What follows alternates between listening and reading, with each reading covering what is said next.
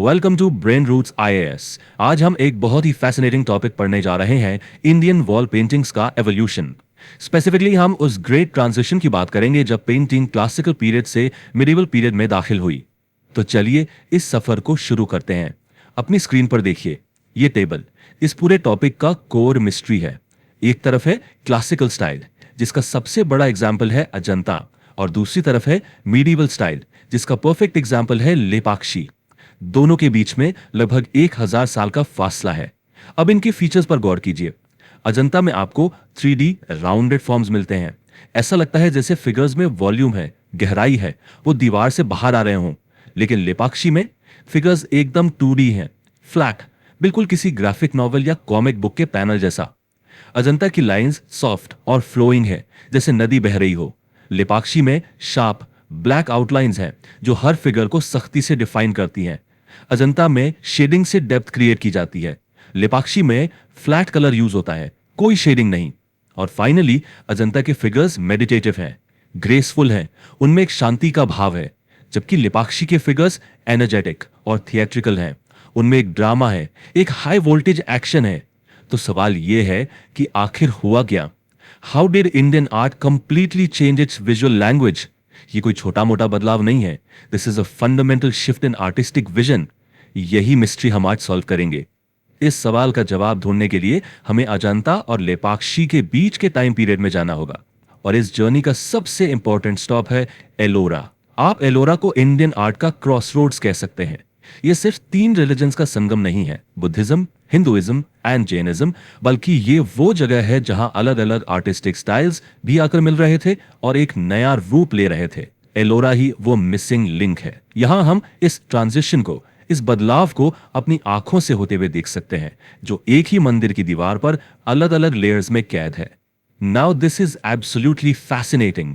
एलोरा का जो famous कैलाशनाथा temple है, यानी केव नंबर 16, उसकी दीवारों पर पेंटिंग्स की 2 अलग अलग लेयर्स मिलती हैं। ये सदियों के फासले पर बनाई गई हैं। फेज 1 जो 8th सेंचुरी का है, उसमें अभी भी हमें क्लासिकल एको सुनाई देता है।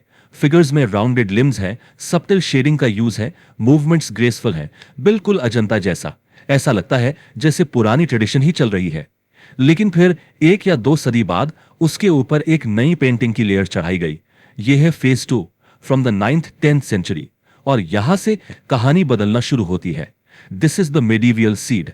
यहां एक नया लीनियर स्टाइल इंट्रोड्यूस होता है। पॉइंटेड फीचर्स जैसे कि आगे निकली हुई नाक, बॉडी में शार्प एंगल्स और फिगर को आउटलाइन करने पर ज्यादा जोर। यह एक टाइम लैप्स वीडियो की तरह है जो हमें रियल टाइम में दिखा रहा है कि कैसे वो पुरानी ग्रेसफुल अजंता स्टाइल धीरे धीरे एक नई, ज्यादा ग्राफिक स्टाइल को रास्ता दे रही थी। और इस नए मिडिवल स्टाइल का सबसे बड़ा पहचान, द मोस्ट इंपॉर्टेंट मार्कर, है प्रोट्रूडिंग फार्दर आई। इस टर्म को ध्यान से समझिए। ये एक ऐसी स्टाइलिस्टिक फीचर है जिसमें जब फेस साइड प्रोफाइल में बनाया जाता है तो चेहरे के दूसरी तरफ की आंख, यानी द फार्दर आई, आधी दिखने के बजाय पूरी दिखाई जाती है, जैसे वो हवा में, स्पेस में प्रोट्रूड कर रही हो। अब आमतौर पर कोई इसको देखेगा तो कहेगा ये तो गलती है, आर्टिस्ट को पर्सपेक्टिव नहीं आता था। But that is incorrect. ये कोई गलती नहीं थी, this was a conscious artistic choice. इसका सिग्निफिकेंस ये है कि यहां आर्टिस्ट रियलिस्टिक पर्सपेक्टिव से ऊपर उठ चुका है। उसका गोल अब रियलिटी को कॉपी करना नहीं है, उसका गोल है सिंबॉलिक रिप्रेजेंटेशन। वो पूरी आंख दिखाना चाहता है क्योंकि आंख ज्ञान का, दर्शन का प्रतीक है। So the artist prioritises showing the full eye over realism, and this is a massive shift from realism to symbolism. तो जब एलोरा में ये ट्रांजिशन हो रहा था, a new chapter was beginning in the south.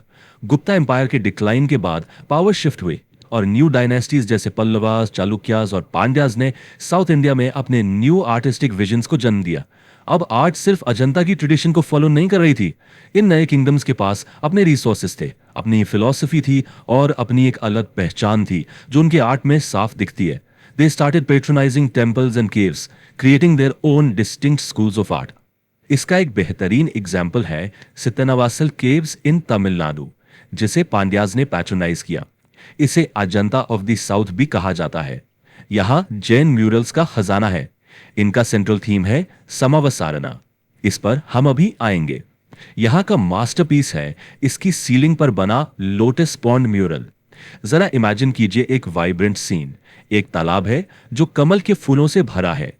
उसमें हाथी, भैंस, मछलियां और हुंस हैं, और साथ में तीन भव्यास यानी सोल सीकर्स जो मोक्ष की तलाश में हैं। वो उस तालाब से कमल तोड़ रहे हैं। यहाँ जो टेक्निक यूज हुई है वो है फ्रेस्को सेको। इसका मतलब है pigments on dry lime plaster. इसकी वजह से कलर्स की क्लैरिटी कमाल की है, एकदम ज्यूल लाइक। ये सिर्फ एक सुंदर सीन नहीं है, बल्कि इसमें गहरा जैन सिंबलिज्म छुपा है। ये लोटस पॉन्ड दुनिया को रिप्रेजेंट करता है, और तीर्थंकरा की टीचिंग्स लोगों को इस संसार रूपी तालाब से मोक्ष दिलाती है। तो ये समावसराना क्या है? This is a core Jain concept. Basically it represents the grand audience hall. ये वो डिवाइन असेंबली है जहां एक तीर्थंकरा सुप्रीम नॉलेज या केवल ज्ञान प्राप्त करने के बाद अपना पहला उपदेश, हिज फर्स्ट सर्मन, देते हैं। इस असेंबली में देवता, मनुष्य, पशु सभी शामिल होते हैं। जैनिज्म में यह सबसे ऑस्पिशियस, सबसे पवित्र इवेंट माना जाता है, और जैन आर्ट का एक बड़ा हिस्सा इसी डिवाइन मोमेंट को कैप्चर करने की कोशिश करता है। 57 साल का लोटस पॉन्ड भी इसी समावसराना का एक सिंबॉलिक डिपिक्शन है। अब जैन म्यूरल्स से आगे बढ़कर देखते हैं royal murals of the south. Art हमेशा अपने पेट्रन्स को रिफ्लेक्ट करती है। देखिए कैसे। बदामी में जो चालुक्यास की कैपिटल थी, हमें अर्लीस्ट सर्वाइविंग हिंदू म्यूरल्स मिलते हैं।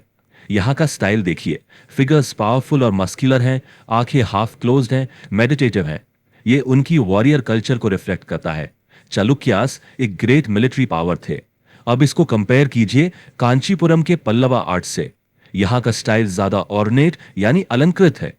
फिगर्स इलोंगेटेड हैं, लंबे और पतले, और उन्होंने डिटेल्ड इलैबोरेट ज्वेलरी पहनी है जिसे अबरानास कहते हैं।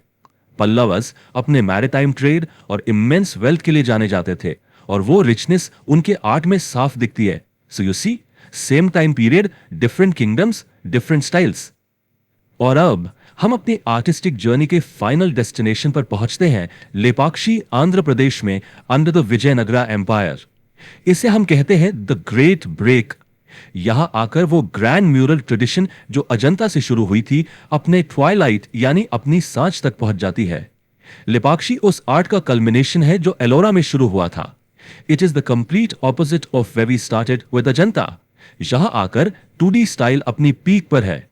चलिए इस स्टाइलिस्टिक शोडाउन को फिर से देखते हैं, पर अब पूरे कॉन्टेक्स्ट के साथ। डायमेंशनैलिटी, अजंता में 3D फील है, लेपाक्षी कंप्लीटली 2D फ्लैट है। आउटलाइंस, अजंता की सॉफ्ट लाइंस के मुकाबले लेपाक्षी में शार्प, हेवी ब्लैक लाइंस है जो हर चीज को डिफाइन करती हैं।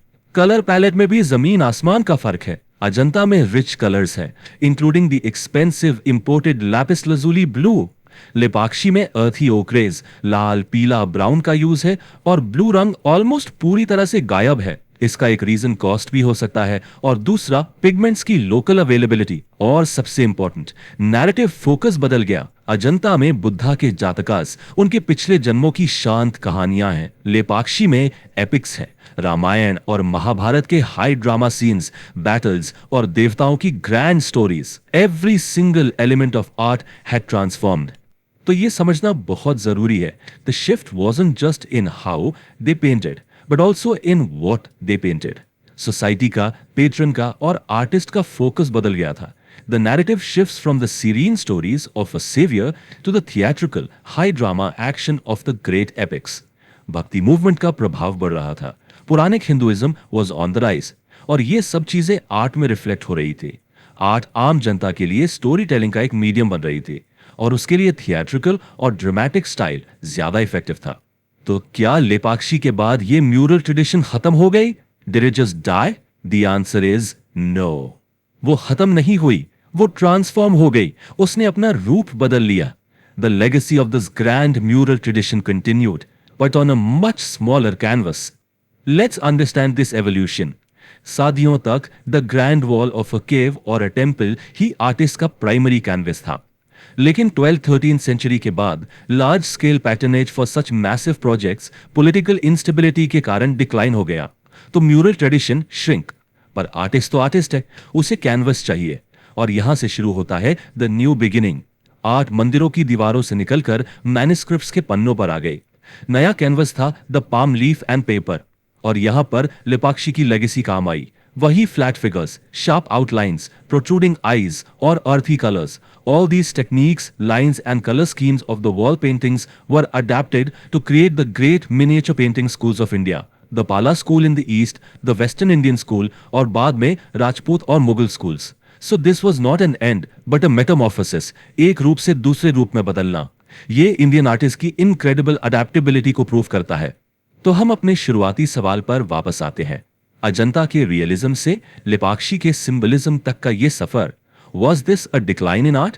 क्या आर्टिस्ट पेंटिंग करना भूल गए थे, या फिर was it the birth of a powerful new language of symbolism? एक ऐसी भाषा जो रियलिटी को कॉपी करने के बजाय आइडियाज और स्टोरीज को ज्यादा डायरेक्टली, ज्यादा पावरफुली एक्सप्रेस कर सकती थी. शायद आर्ट में प्रोग्रेस हमेशा रियलिज्म की तरफ नहीं होता. Sometimes moving away from realism is a choice, a way to say something more profound. इस पर सोचना जरूरी है. If you found this lecture helpful, like, share and subscribe to the channel.